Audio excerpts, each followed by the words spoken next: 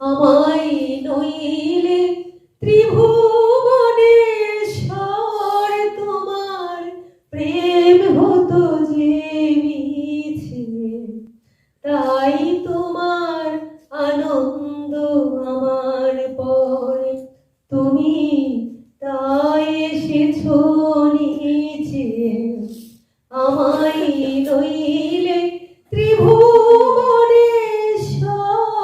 তোমার প্রেম হতো যে মিছে, তাই তো তুমি যেথায় এলে নেমে, তোমারই প্রেম ভক্ত প্রাণের প্রেমে, মূর্তি তোমার যুগল সম্মিলনে সেথায় নিত্য প্রকাশিছে।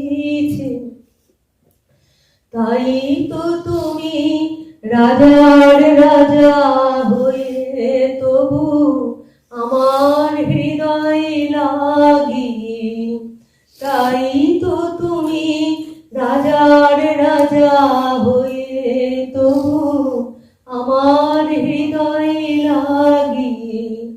ফিরছো কত মনোহরণ বেশে প্রভু, নিত্য আছো জাগি।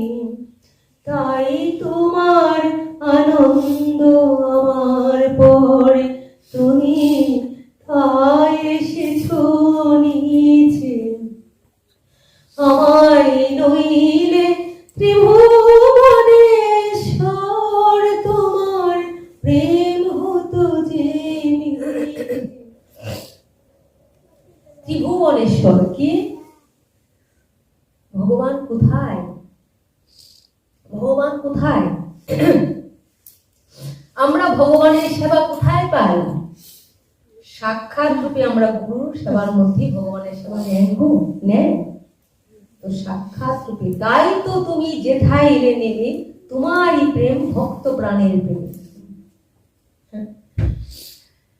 তাই তো তুমি রাজার রাজা হয়ে কেবল আমার হৃদয়ে লাগি। ফিরছ কত মনোহরণ রূপ ধারণ করে এসে আমার প্রেম, আমার ভালোবাসা গ্রহণ করার জন্য তুমি এসেছিলাম, আকর্ষণ করে নিয়ে এসেছিলাম। তাই আজ মনে পড়ে, কারণ ওনাদের মাহাত্ম্য বলতে গিয়ে, ওনাদের প্রকাশ করতে গিয়ে, ওনাদের করুণার কথা, ওনাদের কৃপার কথা বলতে গিয়ে আমার বলা, কি বলা, যে এমনি ভাবে আমাকে বলতেন। আজ মনে পড়ে যে আজ যদি সত্যি আমার গুরুদেব দেখতে পারতেন। যখন আমি এখানে এলাম, সত্যি বাবা মা বলতে অন্ধ ছিলাম, বাবা মাকে ফিরে আসবো কোনোদিন কল্পনাও নেই। মনে মনে ভাবতাম যদি সবাই চলে যায়, একজনও কেউ না থাকে, আমি থাকবো। যে সবাই চলে গেলে একা যদি একজনের নামও থাকে, আমি একা থাকবো। প্রভু দেখো কি চায়।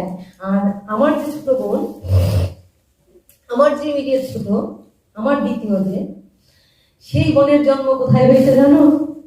সেই বোনের জন্ম হয়েছে এই ভারতে। তার জন্মসূত্রে কিন্তু সে এখানকার, হ্যাঁ, আর জন্মসূত্রে আমি ওখানকার। কিন্তু সংস্কার সূত্রে জন্ম আমাদের দুই ভাবে হয়, এক জন্মসূত্রে আর এক কর্মসূত্রে। কিন্তু সেই সংস্কারটা আমি কোথায় পেলাম? আমার জন্মটা, দেহগত জন্ম আমার ওখানে, কিন্তু সংস্কারগত জন্ম আমাকে কে দিলেন? আমার পরম দয়াল শ্রী গুরুদেব। সেই গুরুদেবের কাছে জন্ম আমার এখানে, তাহলে এইখানে আমার জন্ম। এনারা তখন যে এইভাবে বলতেন কথাগুলি ভরে না, তিনারা দেখতেন। দুজনের মধ্যে একজন যিনি কিছুদিন আগে চলে গেলেন, তিনিও কিভাবে বলতেন যে চলে যাব, দেখতে তো পারবো না, কত কিছু আমি দেখতে পাচ্ছি, কত কিছু দেখতে পাচ্ছি তোমাকে ঘিরে, এই অবস্থা থাকবে না, কত পরিবর্তন হয়ে যাবে, তুমি কি করবে, কিন্তু আমার তো সময় নেই, কিন্তু আমি দেখতে পারবো, আমি দেখবো, আমার মন ভরে থাকবে, আনন্দে ভরে থাকবে, আমার নিবেদিতা এই করবি, আমার নিবেদিতা এই করছে। তো গুরুদেবের বাক্য তো নষ্ট হয় না। আজ মনে হয় যে বলছেন গুরু মাতা, গুরু পিতা, গুরু হন পতি, গুরু বিনা এই সংসারে আর নাই গতি। আজ মনে হয় সেই গুরুর মধ্যে আমি আমার মাকে দেখেছি, আমি আমার বাবাকে দেখেছি, মায়ের ভালোবাসা, বাবার স্নেহ গুরুর মধ্যে দিয়েছি। ওনাদের ওখানে থাকলে হয়তো আমি আমাকে চিন্তা নিতে না। ব্রহ্মার পুত্র, ব্রহ্মার মানস পুত্র হলো নারদ, আর ব্রহ্মা হলেন ভগবানের নাভি পদ্ম থেকে সৃষ্টি হয়েছে। ব্রহ্মা কোথা থেকে সৃষ্টি হয়েছে? ভগবান বিষ্ণুর নাভি পদ্ম থেকে ব্রহ্মার সৃষ্টি, আর ব্রহ্মার সন্তান হলো নারদ। নারদ মনে মনে ভাবে যে আমি তো ভাবেন যে আমি তো হরি নাম করে ঘুরে বেড়াই, যেখানে খুশি সেখানে যেতে পারি, যখন যেখানে ইচ্ছে সেখানে আমি যেতে পারি, সেখানে হরি নাম শোনাই। এমনকি ঠাকুরের কাছে গিয়েও যেখানে লক্ষ্মী নারায়ণ বসে থাকে সেখানে গিয়েও নাম করে শুনিয়ে আসেন। মানে তিনি সর্বত্র ঘুরে বেড়াতে পারেন। ঢেকি যন্ত্রে চড়ে নারদ সর্বত্র ঘুরে বেড়ায় এবং সবাইকে তিনি উদ্ধার করেন অভিনয়ে। একবার কি হলো, নারদ মনে মনে ভাবলেন যে এই পৃথিবীতে যে মানুষজন আসে, এই পৃথিবীর মানুষগুলি কি করে এত সুখে শান্তিতে আনন্দ থাকার পরেও, সুখে শান্তিতে আনন্দ থাকার পরেও তারা ভগবানের নাম করে না।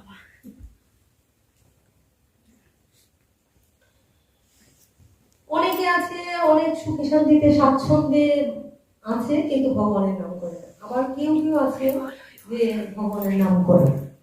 এটা কি কারণ? তো ভগবানকে নারায়ণকে গিয়ে প্রশ্ন করছেন, এই পৃথিবীর মানুষ কেউ দুঃখ কষ্ট পাচ্ছে তাও হরিনাম করে না, ভগবানকে ডাকে না। আবার কেউ সুখে স্বাচ্ছন্দ্যে আছে তাও ভগবানকে ডাকে না। কেউ দুঃখ কষ্ট পেয়েও ভগবানকে ডাকে না, আবার কেউ সুখে স্বাচ্ছন্দ্যে থেকেও ডাকে না। কেউ আছে দুঃখ কষ্টে থেকেও ভগবানকে ডাকে, কেউ আছে মহা সুখে থেকেও ভগবানকে ডাকে। এরকম তো ভগবান এটার উত্তর দিলেন না। ভগবান বললেন কি, সঠিক সময় মতো তুমি সেটা জেনে যাবে। বলে কি করলেন? তো কি করলেন? তো ভগবান চিন্তা করলেন, তো মায়া বিস্তার করলেন। ভগবানের মায়া কিন্তু সাংঘাতিক। ভগবান যে কি কখন কাকে কিভাবে মায়া বিস্তার করেন, এটা ভগবানের ইচ্ছাই না। আমরা কর্ম হলে আমরা মায়ার মধ্যে পড়ে যাই। তো ভগবান চিন্তা করলেন আমাদের মনের মধ্যে, এখন আমি চাই জানার দরকার নেই, কিন্তু তার মনে ইচ্ছা হলো জানবে। তখন ভগবান মায়া বিস্তার করলেন, আর মায়া বিস্তার করার ফলে কি হলো, নারদ সব ভুলে গেল। কিরকম ভুলে গেল? বলছে চলো নারদ চলো, তোমাকে নিয়ে একটু ঘুরে আসি, তোমাকে নিয়ে একটু মর্তে ঘুরে আসি। তো ঘুরতে এসে ভগবানের জল পিপাসা লাগলো, পিপাসার্থ হলো। আর পিপাসার্থ হয়ে ভগবান বলছেন, নারদ অনেক হেঁটেছি, অনেক পরিশ্রম করেছি, তাহলে একটু পিপাসার্থ, একটু জল দাও, একটু জল পান করি। তখন নারদ গেলেন ভগবানের জল আনতে, তাই না? আমরা জানি সেটা অনেকবার আস্বাদন করেছি। গেলেন জল আনতে। এইবার জল আনতে গেলেন, গিয়ে দেখলেন সামনে একটা সরোবর, সরোবর থেকে জল তুলবেন। তখন দেখতে পাচ্ছেন একজন রমণী না জলে ডুবে যাচ্ছে, চিৎকার পাচ্ছেন বাঁচাও বাঁচাও করে। এবার বাঁচাও বাঁচাও করে চিৎকার পাচ্ছেন, আর ভগবানের জলটা নিয়ে ফিরবেন। অমনি বাঁচাও বাঁচাও চিৎকার পাচ্ছে। এবার বলছে, সাধুরি দইল দয়ার হৃদয়। কে কাঁদছে? যে তাকে দেখলেন একজন রমণী ডুবে যাচ্ছে, তাকে কি করছে? তুললেন। এইবার তোলার পরে আরো ফেসে গেলেন বিদায় গৌরী। সে কি বললো? বলছে যে দেখো, নারীটা বলছে যে আমি জলে ডুবে মরছিলাম, তো তুমি আমাকে তুলেছো, এবার তো আমি কি স্বেচ্ছায় মরবো? কেননা একজন পুরুষ মানুষ আমাকে ভিজে কাপড়ে জল থেকে এইভাবে তুলেছে, সমাজ কি গ্রহণ করবে? এখন কিছু না, কিন্তু তখনকার সময় কিন্তু হাতটা ধরলেই তাকে সমাজ গ্রহণ করতেন না। আবার এদিকে নারীটি বলছে যে দেখো, নারদকে বলছে, দেখেন আমি আসুন আসুন আপনাকে আমি আশা করছি, জলে ডুবে যাচ্ছে, তা আমাকে কি করতে হবে? আমাকে বিয়ে না করলে তো আমি সমাজ আমাকে বুঝবে না, তাহলে আমার মৃত্যুবরণ করতে হবে। এখন আমি জলে ডুবে মরছিলাম কি করার জন্য, যে জলে এমনি পড়ে গিয়ে আমি ডুবে মরে যাচ্ছিলাম। কিন্তু তখন আমাকে কি করতে হবে, যেহেতু সমাজ আমাকে গ্রহণ করবে না, আমাকে ত্যাগ করবে, আমি কোথাও জায়গা পাবো না, তাই কি করবো, তাই আমি গিয়ে জলে ঝাঁপ দিয়ে আমার মৃত্যুবরণ করতে হবে। নারদ ভাষা নেই, আর এদিক দিয়ে আবার নারীকে বলছে কি, তাহলে নারদ বললেন তাহলে কি করতে হবে, তাহলে আমাকে বিয়ে করো, তাহলে কি হবে, তাহলে সমস্যা নেই, তাহলে আমার মরতে হবে না। আবার নারীটি বলছে যে দেখেন আসলে আমি শিবের উপাসনা করি, আমি শিবকে বহুদিন ধরে উপাসনা করছিলাম, শিবেরকে সন্তুষ্ট করছিলাম, কেন না যেন এই নারদকে আমি প্রতিরূপে পাই, শিবের আরাধনা করছিলাম কেন, যে না যেন নারদকে আমি আমার প্রতিরূপে পাই। তাই শিব কৃপা করে আমার তপস্যায় সন্তুষ্ট হয়ে আপনাকে এই ছল করে পাঠিয়ে দিয়েছেন। তাহলে আমি তপস্যা করছিলাম, তাই ছল করে পাঠিয়ে দিয়েছেন। তাই এবার আপনি কি করলেন, আমি জলে ডুবে যাচ্ছিলাম, আমাকে ধরলেন। এবার নারীর স্পর্শ, এবং তাকে ধরেছে, মানে বলছেন নারী মানে মায়া। কখন মায়া, যতক্ষণ সেই জড়জাগতিক দুনিয়ার মধ্যে যুক্ত আছে, খাই পড়ি ঘুমাই চলি, ভগবান সম্বন্ধে জ্ঞান নেয়, ভগবান ঈশ্বরী পথে, যে ঈশ্বরীয় পথে চলে সে কি হয়, সে ভক্ত।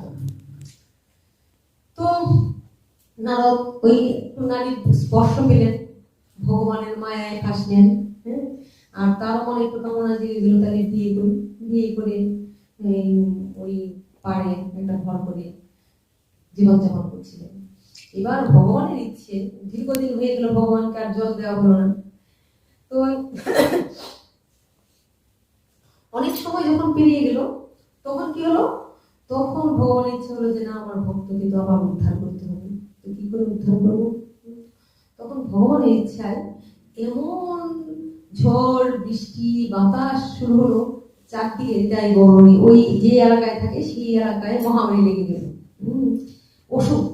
যে নারদ চিন্তা করলেন তাহলে এক কাজ করে চলো আমরা এখান থেকে চলে যাই, এখানে যে মহামারী লেগেছে, তো ওই মহামারী রোগে কি হয়, এই মহামারী রোগে এমন হতে পারে তুমি আমি আমাদের ছেলে মেয়ে সব শুদ্ধ আমরা মরক লাগছে না, মরক মানে কি মৃত্যু হচ্ছে, মানে উল্টো পাল্টা অসুখে। তো এই পরিস্থিতি হলে কি হবে, আমাদের মৃত্যু হয়ে যাবে। তলকে তলপা গুটিয়ে আমরা ওই যেতে লাগলেন। এবার যেতে যেতে সামনে একটা নদী পড়েছে, সেই তো নদী যেখানে ভগবান জল চাইলেন, আবার সেখানে আবার মায়া বিস্তার করলেন, সেই নদী পড়েছে। এবার কি করে পার হবেন, তো একটা নৌকাও জুটলো, সবই ভগবানের মায়া, সবই ভগবানের মায়া। এবার নৌকা জুটলো, এই নৌকার মধ্যে উঠলেন, স্ত্রীকে নিয়ে ওই তুলসী দলপা গুটিয়ে ওই নৌকার মধ্যে উঠে বসলেন। এবার নৌকো চলছে, মাঝ নদীতে গিয়ে এমন ঝড়, এমন নদীর উত্তাল, কি হয়ে গেল, ওই নদীর ঢেউ আর ঝড়, ঝড় প্রচুর বৃষ্টি, এমন ঝড় এমন বৃষ্টি, বিদ্যুৎ চমকাচ্ছে, তাতে আর দিশা পাওয়া যাচ্ছে না। তাতে কি হচ্ছে, মনে হচ্ছে নৌকাগুলি টলমল করছে, টলমল করতে করতে দেখা গেল যায় ওদের কি হলো, একটা সন্তান নৌকো থেকে পড়ে গেল। আর নারদ বলে হলো হা কৃষ্ণ হা নারায়ণ নারায়ণ নারদের স্ত্রীও এত ঝড়। এবার নারদ চিন্তা করলেন যে ওরা পড়ে গেল, আমি আর বেঁচে থেকে কি করবো, তাহলে আমিও ঝাঁপ দিয়ে অন্তত কাউকে যদি বাঁচাতে পারি, কেউ যদি বাঁচে। নারদে দিলেন ঝাঁপ, কিন্তু ভগবানের কৃপায় কি হলো, দেখা গেল যখন একটু শান্ত হলো পরিস্থিতি, যখন ঝড় একটু কমলো, সবই তো ভগবানের মায়ার প্রভাব, ঝড় একটু কমলো, তখন তাকে দেখতে পেল যে কোথায় স্ত্রী কোথায় সন্তান, কেউ নেই, একা পড়ে আছে। তার কিন্তু মৃত্যু হলো না, সব কিন্তু শেষ। তখন নারদ মানে ভাবলো যে কি, তাকে দেখছে ঝড় কমে গেছে, কিন্তু তিনি নদীর কিনারার মধ্যে পড়ে আছেন। তখন নারদের মনে পড়লো, ও তাই তো, কোথায় আছি, হায় নারায়ণ, এই তো কতক্ষণ আগে কত সুন্দর কত সুখে ছিলাম। আমরাও তাই করি, আমরাও ছেলে মেয়ে সুখে, সন্তান ছেলে মেয়ে সুখে ভগবানকে ভুলে যায়। ভগবান বলছেন যে দেখো এই স্ত্রী, সন্তান, পরিজন, আত্মীয় যা কিছু সবই আমার, কিন্তু আমার জিনিস পেয়ে সবাই আমাকেই ভুলে যায়। আমার জিনিস পেয়ে সবাই আমাকেই ভুলে যায়। কি বলছেন? নারদ মনে মনে চিন্তা করলেন, হ্যাঁ এটি কি, সবই তো শেষ হয়ে গেল। কি হলো, একটু আগে তো সবই ছিল, এখন তো করতে করতে আমার সবই শেষ হয়ে গেল, তাহলে কি হবে? নারদ মনে মনে দুঃখ পাচ্ছেন। আর নারায়ণ যেই বলেছেন, এমনি পিছন থেকে নারায়ণ এসে করছেন, নারদ জল দাও। নারদের মনে পড়লো, তাই তো আমি তো প্রভুকে জল দিতে এসেছিলাম। তাহলে এতক্ষণ এইগুলি কি ঘটনা ঘটলো, লক্ষ্য করে। এই যে মায়ার জগৎটা, আমরা এই সন্তান, অন্তগত প্রাণ, তোমরা না, তোমরা ভক্ত বলেই তো সংসার সন্তান সব ত্যাগ করে এখানে হরি কথার মধ্যে থাকি, একটু ভক্ত সঙ্গের মধ্যে থাকি। কিন্তু যেবার যারা ওই থেকে আর বেরোতে পারে না, ছেলে মেয়েকে দেখবে কি, সংসার দেখবে কি করে চলবে, এদের কথা বলছে। তো বেরোচ্ছে না। আর মুহূর্তের মধ্যে যখন সব তছনছ হয়ে যায়, ভগবান বলছেন, দেখো আমি দিলাম সব, আবার আমাকে ভুলে গিয়ে ওই সব নিয়ে আছে মত্ত হয়ে। আমার দেওয়া জিনিস পেয়ে তারা কি করছে, আমাকেই ভুলে যাচ্ছে, আমাকেই মনে করছে। তাই এই যে সাময়িক সময়ের জন্য আমরা এই মনুষ্য দেহ ধারণ করে এলাম, 84 লক্ষ জন্ম পরিভ্রমণ করার পরে আমরা কি পেলাম? মনুষ্যের জীবন পেলাম। কিসের জন্য? না, হরি ভজন করার জন্য, কৃষ্ণ ভজন করার জন্য। কিন্তু এই সুন্দর জীবনটাই, পশু জন্মে, পাখি জন্মে তো খাওয়া খাদ্য সবই করেছি, কিন্তু এখন যে আমরা আরামে থাকি, সুখে থাকি, সঙ্গ পাই, এগুলি তো আমরা পাই না, বুঝি না। কিন্তু এখন সাধু যারা, ভক্ত যারা তোমাদের মতন, তারা কি করে? তারা ভগবানের ভক্তদের সঙ্গে বসে ভগবানের দুটো কথা শ্রবণ করে। আর যারা ভক্ত না, তারা দল বেঁধে কি করে? কোলাহল করে, আন কথা বলে, কার ঘরে কি হলো, কে কত গয়নাগাটি করলো, কার কি জিনিস, এই তো আলোচনা করে। তোমার কথা লেখা কেহ তো বলে না, করে শুধু মিছে কোলাহল। তোমার কথা লেখা কেহ তো বলে না, করে শুধু মিছে কোলাহল।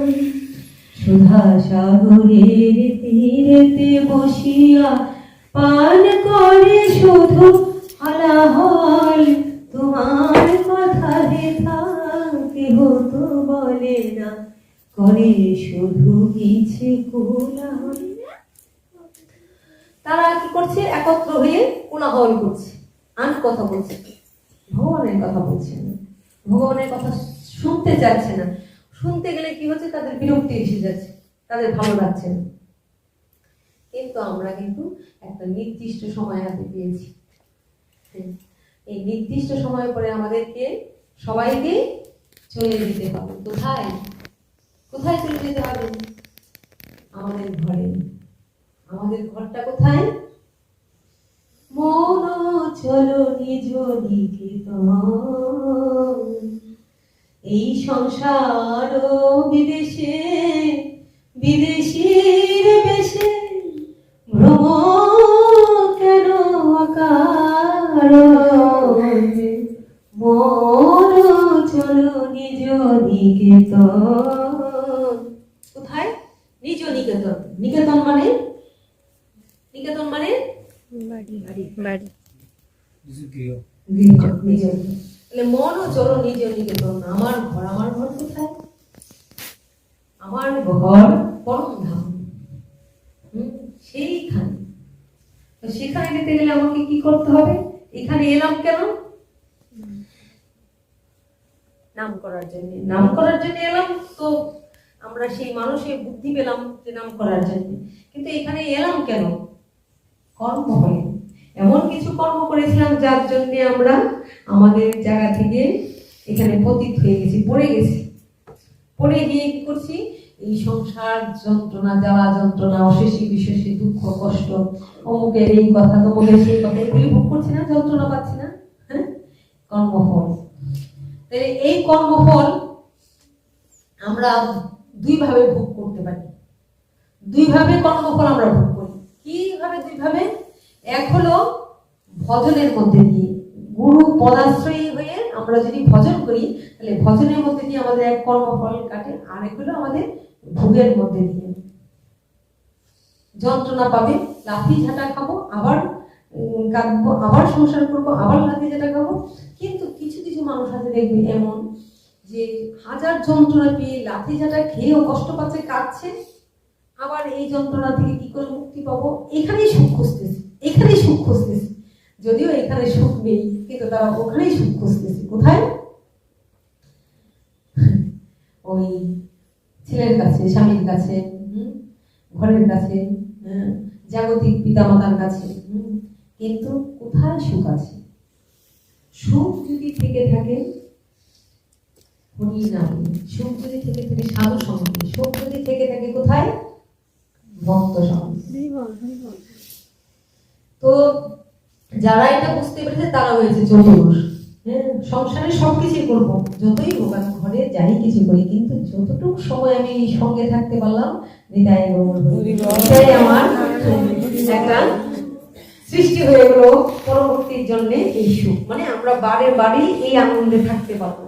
দুঃখ কষ্ট হবে, মহামারী হবে, করোনা গেল, সমস্যা গেল, কিন্তু ফাঁকে ফাঁকে তাও আমরা হরিনামের মধ্যে আনন্দে ছিলাম, ভালো ছিলাম। ভক্তদের ভগবান এই একটা সুযোগ দেয় যে যাও তোমরা সেই আনন্দে থাকো, আমরা শুধু তাকে নিয়ে সেই জায়গায় আনন্দটা পেতে পারি। এইবারে যখন নারদের সেই সন্তান নারদের এখানে চলে গেল, নারদ বুঝতে পারলেন যে কি পরিস্থিতি। এইবার যখন নারদ হয়ে আসলেন কি শ্রীবাস, শ্রীবাস হয়ে এলেন না? এবার তো নারদ হয়ে এলেন কোথায়? শ্রীবাস, মহাপ্রভুর সঙ্গে শ্রীবাস এলেন। তখন কি হচ্ছে, মহাপ্রভু তার ঘরে গিয়ে নৃত্য করছেন, হরিনাম করছেন। কিন্তু একদিন কি হলো, প্রতিদিন মহাপ্রভু হরিনাম করেন, নৃত্য করেন, অনেক আনন্দ হয়, সবাই অনেক আনন্দ পায়। ওই দিন আর আনন্দ হয় না, ওই দিন আর মনে হচ্ছে যে কি একটা অভাব, কি একটা দুঃখ, কি কষ্ট, ভালো লাগছে না। ভগবান তো সবই জানেন, অন্তর জানি, শুনতে জানে। এবার আর আনন্দ হচ্ছে না। কিসে আনন্দ হচ্ছে না? দেখা গেল শ্রীবাসের একমাত্র পুত্র কৃষ্ণদাস, তিনি দেহ রেখেছেন, তার মৃত্যু হয়েছে। আর মা তো মায়া, সেই মা কি করছেন? মালিনী দেবী হাও হাও করে কাঁদছেন, পুত্র সুখে হাহাকার করে হাও হাও করে কাঁদছেন। কান্না শুনে শ্রীবাস এলেন। শ্রীবাস এসে বলছে কি হলো? বলছে ঘটনা। বলছে তুমি এর জন্য কাঁদছো? তুমি কেউ না। বলছে তুমি কি বলছো? তুমি কি মানুষ? তুমি কি পাষাণ? এক সন্তান, একমাত্র সন্তান চলে গেল, আর তুমি বলছো পাষাণ? তোমার মন, তোমার কি মানুষের তো মন থাকে, তোমার কি মন আছে? মন বলতে অনেক কিছুই নেই, পাষাণ। ছেলে চলে গেছে, কেঁদো না। তখন নারদ, যিনি শ্রীবাস হয়ে গেলেন, তিনি কি বলছেন? ওই দেখো না, তাকিয়ে দেখো, তোমার ছেলে চলে গেছেন, তোমার এই দেহের ছেলে চলে গেছে, কিন্তু তোমার ঘরে কি এসেছেন? একজন চলে গেছেন, আর একজন এসেছেন। কে এসেছেন? ছেলে চলে গেছে, মহাপ্রভু স্বয়ং তোমার ঘরে চলেছেন। শ্রীবাসু আমি রাখলে আমার গোড়ায়, শ্রীবাসু আমি রাখলে আমার গোড়ায়, ভক্তগণ সঙ্গে নিয়ে হরি গুণগান, শ্রীবাসু আমি নাচে আমার গোড়ায়। দেখো নাচে সোনার গোড়া, নাচে সোনার গোড়া, এই ভক্তগণের সঙ্গে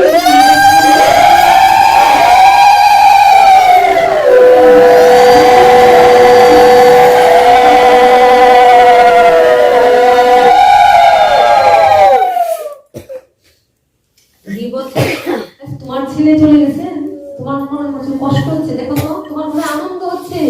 মহাপ্রভু স্বয়ং ভক্ত নিয়ে আনন্দ করছেন, ভক্ত নিয়ে নৃত্য করছেন, কীর্তন করছেন, তোমার আনন্দ হওয়ার কথা না? কি বলছেন? শ্রীবাস বলছেন একদম তুমি চুপ থাকো, তুমি একদম কাঁদবে না। তুমি যদি কাঁদো তাহলে কি হবে? তুমি যদি এরকম করে কাঁদো, আমার মহাপ্রভুর যদি নামে ব্যাঘাত হয়, তাহলে কিন্তু মুশকিল। কিন্তু মা তো শুনছেন না, কাঁদছেন।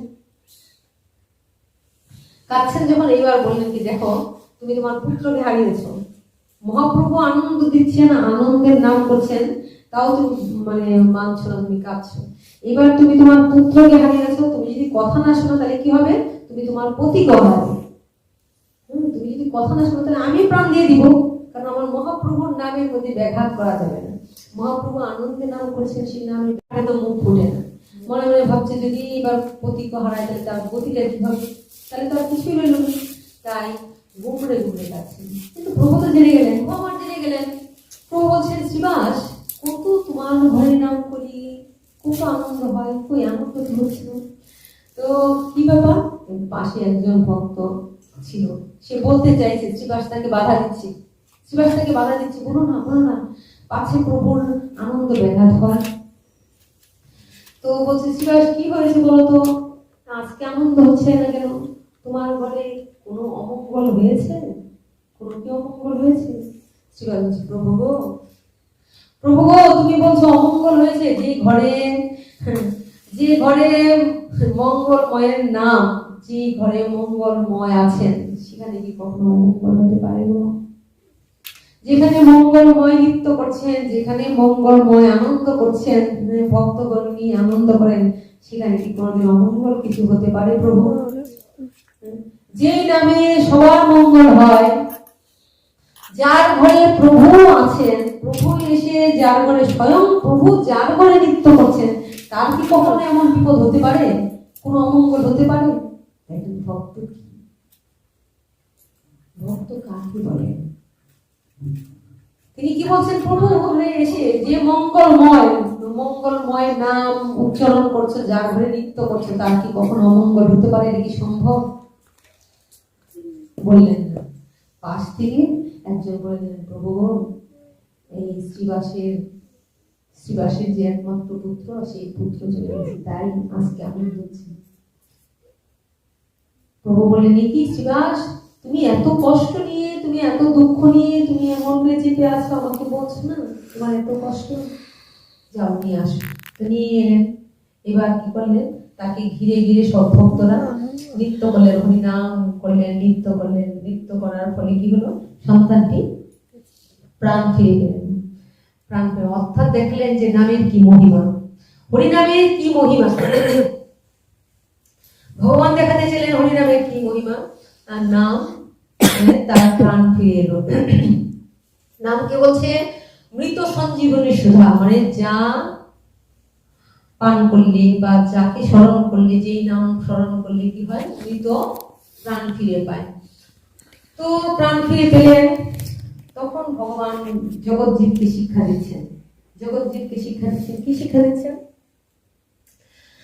না, তাকে প্রাণ ফিরিয়ে দিয়ে বলছে, কৃষ্ণদাস কি, তুমি তো একটা ছোট্ট বাচ্চা ছেলে, তুমি কেন তোমার বাবা মাকে কাটিয়ে চলে যাচ্ছ?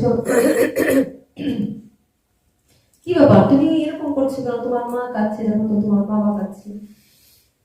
এই মৃত শিশুর প্রতি প্রভু করেন বচন, মৃত শিশুর প্রতি প্রভু করেন বচন, এই শ্রীবাসের ঘর ছেড়ে তুমি যাও কি কারণ? দেখো দেখো, তোমার মা কাঁদেছে, পিতা কাঁদেছে, শ্রীবাসের ঘর ছাড়িয়ে তুমি যাও কি কারণ? কেন যাও? তুমি বলে যাও, তোমার তো সময় হয়নি, তাহলে তুমি কেন চলে যাচ্ছ? তুমি বলে যাও। যখন এই কথা বললেন, তখন এই পুত্রটি কি বললেন, শিশু বলে, প্রভু যেন নির্বন্ধ তোমার, শিশু বলে, প্রভু যেন নির্বন্ধ তোমার, অন্যথা করে শক্তি আছো একার। হে প্রভু, সবই তো তোমার লিখা, কাকে কতদিন রাখবে, কখন চলে যাবে, কিভাবে চলে যাবে, সবই তো তুমি জানো। তুমি আমাকে প্রশ্ন করছো, আর যদি প্রশ্ন করেই থাকে তাহলে বলো তো প্রভু, কে আমার মাতা, কে আমার পিতা? এই যে বলছো মা, এই যে বলছো বাবা, তো আমার কোন জন্মের মা সে আমার কোন জন্মের পিতা? আমি তো বহুবার দেহ ধারণ করে এসেছি আমার কর্ম অনুযায়ী। কত মাকে হাসিয়ে তার মার বুক জুড়ে এসে মাকে আনন্দ দিয়েছি, আবার কত মাকে কাঁদিয়ে তার বুক ছেড়ে চলে গেলাম। আমি কতবার কত মাকে কত বাবাকে আশ্রয় করে এসেছি, কতবার চলে গেছি, আবার মাটির সাথে মিশে গেছি। কোন মায়ের কথা বলছো? আমি কোন মাকে হাসাবো? কত মা তো আমার জন্য কেঁদেছে, কোন মায়ের কথা বলছো? মা মনে মনে ভাবছে, কি এটা কি চারটিখানে কথা? আত্মজ্ঞান, কতটা আত্মজ্ঞান হয়েছিল বলে তার জ্ঞান ফেরার পরে সে মা বাবাকে জড়িয়ে ধরবে, কাঁদবে। কিন্তু ও কি বলছে, কোন মায়ের কাছে যাবো? কি আমার মা? কত মাকে আমি কাঁদিয়ে এসেছি, আবার যখন কোন মায়ের কাছে যাবো সেই মা হাসবে, তাহলে কোন মায়ের কাছে যাবো? তাহলে কি এই দেহের সম্পর্কগুলি আমাদের কি তাই হরি মায়ার সম্পর্ক। স্ত্রী বলো, পুত্র বলো, স্বামী বলো, বাবা বলো, মা বলো, এরা সব হলো আমার এই যে সাজা পুত্র, সাজা মাতা, সাজা পিতা সেজেছে। এই পৃথিবীটা কি? এই পৃথিবীটা একটা রঙ্গমঞ্চ। এই পৃথিবীটা একটা রঙ্গমঞ্চ। শেক্সপিয়ার বলেছিলেন যে দ্য ওয়ার্ল্ড ইজ স্টেজ, মানে এই পৃথিবীটা একটা রঙ্গমঞ্চ। এখানে কি প্রত্যেকের রুল, যার যেটুকু রুল অভিনয় আছে সেই অভিনয়টা করছে, যার সাথে যার হিসাব কিতাব আছে। তোমার সাথে আমার এই ছিল, তোমার সাথে আমার এটা ছিল, এই হিসাব কিতাব করছি। তোমার কাছ থেকে আমি এই সম্পত্তি পাবো, তোমার কাছ থেকে আমি আঘাত পাবো, তোমার কাছ থেকে আমি এই ভালোবাসা পাবো, প্রেম পাবো, ওই হিসাব কিতাব হচ্ছে। তাই তুমি যার সঙ্গে যা করে এসছো তাই পাচ্ছ, কিন্তু পরবর্তী জন্মে তোমরা কাকে বাবা কিনা, বাবা মা হিসেবে সন্তান হিসেবে কোনোদিনই বলা যায় না, কোনোদিনই পাবো না। কেমন? এখানে আমার জন্মদাতা বাবা তিনি বলেন, দেখো আমরা কেমন, আমরা হলাম কতগুলি ধুলার মতো। যখন একটা ঝড় আসে, ঝড়ে কি করে একদম অনেক ধুলোকে উড়িয়ে, কোথা থেকে কোন থেকে আসতে যায় না, এই ধুলোগুলিকে উড়িয়ে ঝড় থেমে যায়, ওখানে ধুলোগুলি জমা হয়ে যায়, একসাথে থাকে। আবার যখন আরেকটা ঝড় আসে, এইগুলি কিন্তু জমে আছে, আবার যখন আবার একটা উল্টো ঝড় আসে, ওই ধুলোগুলি কোথা থেকে কোথায় উড়ে যায়, হয়তো একটা ধূলিকণিকার সঙ্গে আরেকটা ধূলিকণিকার কোনো অস্তিত্বই থাকবে না, থাকবে এই ধূলিকণিকার সাথে আরেক ধূলিকণিকার কোনো অস্তিত্ব থাকবে না। তাহলে ইহ জগতের সবার সম্পর্কটা এমন। তাহলে সম্পর্ক কার সঙ্গে থাকবে? গোবিন্দের সঙ্গে। হ্যাঁ, সম্পর্ক কার সঙ্গে থাকবে? ঈশ্বরের সঙ্গে। সম্পর্ক কার সঙ্গে থাকবে? এই সাধু গুরু বৈষ্ণবের সঙ্গে। কারণ সাধু গুরুরা জন্ম জন্মান্তর ধরে তাদের সঙ্গে আমরা ওই প্রেমানন্দে থাকি। কেননা গুরু বা সাধু তিনারা কি? তিনারা হলেন মাধ্যম, ভগবানকে প্রাপ্তির পথ। তাহলে জীব উদ্ধারের পথ কোথায়? জীব যে উদ্ধার হবে, জীব উদ্ধারের পথ কোথায়? জীব তো সংসারে বন্দী হয়ে, মানে বন্দী হয়ে থেকে সংসারে দুঃখ কষ্ট ভোগ করে। তো ওই সংসার থেকে জীবকে টানে কে? ভগবানের আদেশ নিয়ে ওই ভক্তরা, সাধুরা, গুরুরা টেনে আনে। তো টেনে নিয়ে এসে কি করেন? জ্ঞানাঞ্জন সলা করে চোখটা খুলে দেন। তুমি কে? দেখো, তুমি জানো না তুমি কি করছো। আমরা কি? আমরা হলাম ভোলা। আমাদের নাম কি? ভোলা। ভোলা কেন বলছি? আসলে আমরা আমাদের নাম না, একটা ছোট্ট গল্প বলি। একবার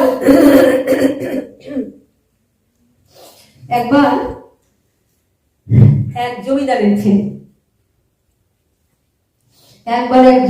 ছেলে, কি করলো? এই জমিদারের ছেলে এত বোকা, এত হাদারাম, এত মানে বুদ্ধি নেই, সহজ সরল।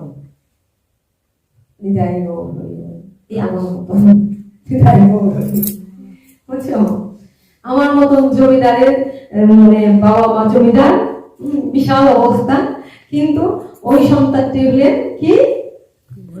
বোকা, বোকাকে মানে সহজ সরল, বেশি সোজা বলে যেটা হয়, অতি সোজা, যে তাকে কিন্তু পৃথিবীতে মানুষ কি মনে করে?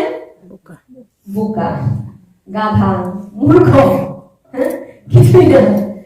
তো ওই রকম একজন। এবার জমিদারের সব ছেলে আর বাকি যারা ছেলে মেয়ে আছে তারা অনেক বুদ্ধিমত্তা, তাই বাবার জমিদারি নিয়ে তারা অনেক আনন্দে থাকে, তাই অন্য ছেলেরা খুব বুদ্ধিমান, তাই ওই ছেলেরা কি করেছে, শিক্ষিত হয়ে লেখাপড়া শিখে, শিক্ষিত হয়ে লেখাপড়া শিখে তারা বাবার জমিদারি দেখে, বাবার সঙ্গে সঙ্গে রাজ পোশাক পরে, রাজ পোশাক পরে, তাদের গর্ব অহংকার, তাদের সাজ পোশাক আলাদা, তাদেরকে দেখলে সবাই চিনে কি না জমিদারের ছেলে, এবং তাদের সাথে কথা বলতে সবাই খুব ভেবে চিনতে পারে না। কিন্তু একটা সন্তান ছিল বোকা, সোজা, বুঝছো? ওই বোকা সোজা ছেলেটি এমন বোকা, মানে যে যেমনি তাকে ভোলায়, যেমনি নিয়ে চলে সে তেমনি ভাবে তাদের সাথে মিশে যায়, তাদের সঙ্গে চলে।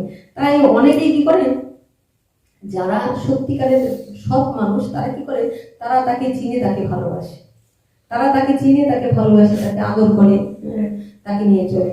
কিন্তু ধূর্ত লোক থাকে না, যারা মনে করে জমিদারের ছেলে হলে কি হবে, ও তো বোকা, ও তো বুঝে না কিছু, তাই ইচ্ছা মতো তাকে দিয়ে দুঃখ কষ্ট দেয়, তাকে দিয়ে উল্টো পাল্টো কাজ করায়, বা তাকে দিয়ে নানান কথা বলে, তাকে উঠতে বসতে নানান এই করছে সেই করছে, সে তো বুঝে না, তাই সে কষ্ট পায়। এমনি ভাবে তার দিন কাটতে থাকে। তো একদিন কি হলো, সে সহজ সরল বলে বাবা তাকে বেশি পাত্তা দেয় না, ওকে কি করবো, বুদ্ধি শুদ্ধি নাই, ওই ছেড়ে দিয়েছে, ওর মতো বছর। এবার সবাই জেনে গেছে। এবার ঘুরতে ঘুরতে ঘুরতে ঘুরতে হঠাৎ করে ওই ছেলেটা ঘুরে, যে যেমনি পারে, কেউ হয়তো ইয়ার্কি মারছে, দুষ্টামি করছে, কেউ হয়তো ভালোবেসে জমিদারের ছেলে বলে তাকে মান্য করছে, তাকে সমানে বসিয়ে আদর করছে, আবার কেউ আছে তাকে উপহাস করছে, ব্যঙ্গ করছে, আর কেউ হয়তো পাত্তাই দিচ্ছে না। তো ঘুরতে ঘুরতে একদিন সে কি করলো, এক জায়গায় গিয়ে দেখছে যে নাটক হচ্ছে। ঘুরতে ঘুরতে সে একটা জায়গায় গেছে, ওই যে বললাম নাটক মঞ্চ, এই নাটক হচ্ছে, এক জায়গায় গিয়ে দেখছে সুন্দর এক নাটক হচ্ছে। এবার নাটকের মধ্যে কতজন সুন্দর পোশাক, নাটক করতে গিয়ে সুন্দর পোশাক করতে পারে, লক্ষ্য করো, মন দিয়ে শুনবে, কারণ সবকিছুর পিছনে তো তত্ত্ব থাকে। এবার দেখছি নাটক হচ্ছে, এই নাটকের মধ্যে সবাই সুন্দর সুন্দর পোশাক পরেছে, কেউ রাজা সেজেছে, কেউ রানী সেজেছে, কেউ রাজপুত্র সেজেছে, আবার দাস দাসী সেজেছে, অনেক কিছু সেজেছে। এবার সেজে অভিনয় করছে। এবার ও গিয়ে দেখছে এত সুন্দর স্টেজ করেছে, ঝলমল ঝলমল করছে স্টেজটা, সুন্দর, এই যে বললাম দা ওয়ার্ল্ড স্টেজ, একটা রঙ্গমঞ্চ, ঝলমল ঝলমল করছে, সুন্দর, আসলের মধ্যে এরকম হচ্ছে। তা আমরা এই ঝলমলে সুন্দর এই স্টেজের মধ্যে, পৃথিবী নামক স্টেজে আমরা চলে এলাম। আচ্ছা, এবার যদি নাটক করতে হয় তাকে পোশাক পরতে হবে না, পোশাক পরতে হবে, তো সুন্দর পোশাক পরতে হবে। তো তাই আমরাও সেই সুন্দর পোশাক পরে এসেছি, দেহ পোশাকটা পরে এসেছি। দেহ কিন্তু আমি নই, আমি অনেকবার ভাবে বোঝানোর চেষ্টা করছি, এটি ধর্মীয় কথা নয়, এগুলি আত্মজ্ঞানের কথা, আত্মজ্ঞান, নিজেকে বোঝা। তো আমরাও একটা দেহ পরে ঢুকে পড়েছি। এবার কি হলো, সে বলছে আমি একটু নাটক করব, আমি একটু নাটক করতে চাই, আমাকে একটু নাটক করতে দাও, আমি একটু নাটক করবো। উপহাস করে ব্যঙ্গ করে তাড়িয়ে দিচ্ছে, ছড়িয়ে দিচ্ছে। এবার বলতো নাচুর বন্ধুরা, আমি একটু নাটক করবো, আমাকে একটু নাটক করতে দাও, আমি একটু নাটক করবো। যাই, ও কিছু মনে রাখতে পারে না, ওর বুদ্ধি নেই, ও কিছু বুঝে না, ভালো মন্দ বুঝে। ওরা দেখতো ওই জমিদারের ছেলেমেয়েরা কত সুন্দর ভাবে চলছে, কত এরকম ভাবে চলে, তাদের বেশভূষা, তাদের আচরণই অন্যরকম। আর ওর দেখতে কেমন, বাবাই ওরা দেখেন ওরে কি নাটক দিবে, ওর মন দেখবে না, পাত্তা দিচ্ছে না, সরিয়ে দিচ্ছে। এবার বাইরে গিয়ে বলছে আমার একটু নাটক দাও না, আমি একটু নাটক করবো, আমি একটা যে কোনো একটা রুল দাও না, যে কোনো একটা রুল দিলেই হবে, একটা অভিনয় করতে পারবো। এবার পাঠিয়ে দিলেন, পাঠিয়ে দিয়ে ঘুরছে ঘুরছে মূর্খ, তো সে ঘুরতে ঘুরতে বলছে আমাকে একটু রুল দাও। এবার যারা তারা কষ্ট দিচ্ছে, ও তো বুঝে না, আর যদি তাকে না দিই কোনো একটা রুল, ও বিরক্ত করতেই থাকে। আচ্ছা তুই করবি, বন্ধুরা আছে, যারা উপরে আছে কিছু করবি? আচ্ছা ঠিক আছে, তোকে একটু রোল দিব। কি রোল দিব? হ্যাঁ, তোকে একটা রোল দিব। আচ্ছা শোন, এখানে একটা রোল দিয়ে দে। হ্যাঁ, এই শোন, স্টেজে একটা অভিনয় করতে চাস তো? হ্যাঁ। বলে যখন রাজা উঠবে, দেখবে তো রানী উঠবে, রাজপুত্র উঠবে, কাজটা শুনবে, তখন কি করবে? তখন নিয়ে হ্যাঁ তার সামনে নিয়ে তুই খালি একটু উঠবে, উপরে গিয়ে তোকে যখন ডাকবে ভোলা ভোলা, এই ভোলা, তখন তুই দৌড়ে গিয়ে কি করবে? একটু তার কাছে জুতাটা দিয়ে আসবি। ওইটু করলে হবে, অত মহা খুশি। সে তেমনি ভাবে চলে, মহা খুশি। ঠিক আছে বলেই তো হলো। তাই সে সারা দুনিয়া ঘুরে বেড়ায়, বাবা তার কোনো পাত্তা দেয় না। তার বাড়ি থেকে কেউ লক্ষ্য করে না, সে খেলো বললো, কোথা থেকে কোথায় যাচ্ছে, কোথায় একা একা চলছে, সে একাই এমনি করে চলে। এইবার কোন জায়গায় বাবার জমিদারি আর সে কোথায় আসছে কোনো ইতিহাস তা নেই।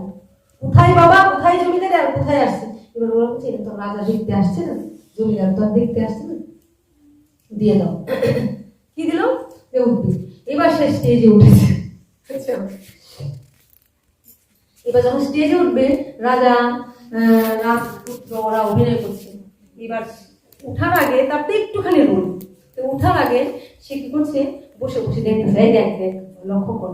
এবার যখন ওই ছেলেটাকে উঠবে, তখন গিয়ে এই কাজটা করবে, উঠে দিয়ে আসবে। সে মহাবেশী। পাশে বসলো একজন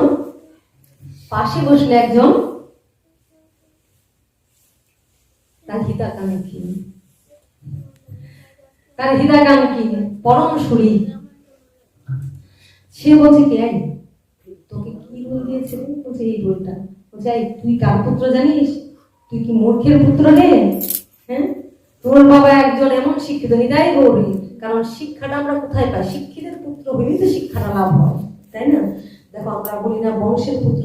একজন ভক্ত কি করে হয়? ভক্ত বংশ বা পরিবেশই তো ভক্ত হয়, তো শিক্ষাটাও তাদের হয়। বাবা মায়ের সন্তান বাবা মার মতো কি করে হয়? যদি বাবা মার মধ্যে কিছু ভক্তি না থাকে, কিছু শিক্ষা না থাকে, তাহলে সেই সন্তান চট করে হতে পারে? হয় না তো।